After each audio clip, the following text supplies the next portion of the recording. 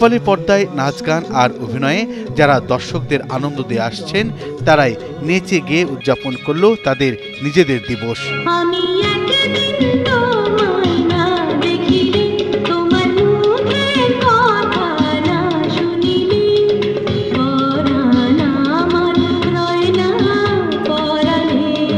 Bioscope, চিত্র প্রদর্শনী, talk show এবং চলচ্চিত্র বিষয়ক সেমিনারের পাশাপাশি বিএফডিসির ২ নম্বর ফ্লোরে সন্ধ্যায় আয়োজন করা হয়েছিল জমকালো সাংস্কৃতিক অনুষ্ঠানের।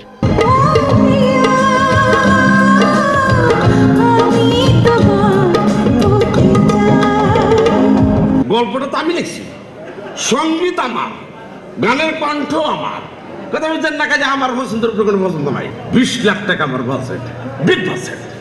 ২০ লাখ টাকা আপনার বিগ বাজেট।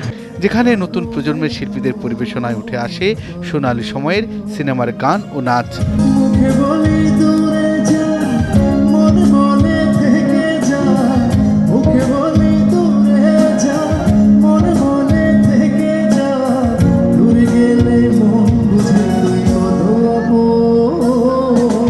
আমি জ্ঞান হারাবো, মরে যাব, বাঁচাতে পারবে না তো।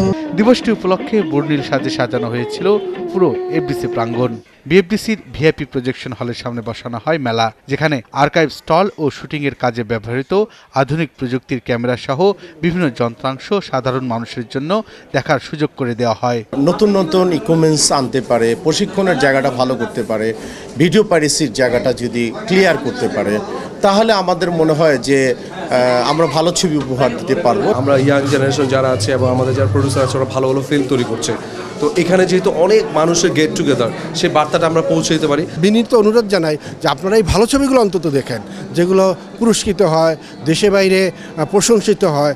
1957 সালের 3রা এপ্রিল বঙ্গবন্ধু শেখ মুজিবুর রহমান তৎকালীন প্রাদেশিক পরিষদে ইস্ট পাকিস্তান ফিল্ম ডেভেলপমেন্ট বিল উত্থাপন করেন।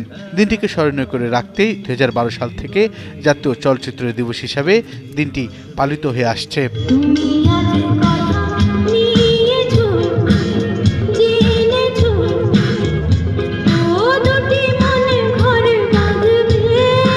বুলবুল আহমেদ জয়, 71, ঢাকা।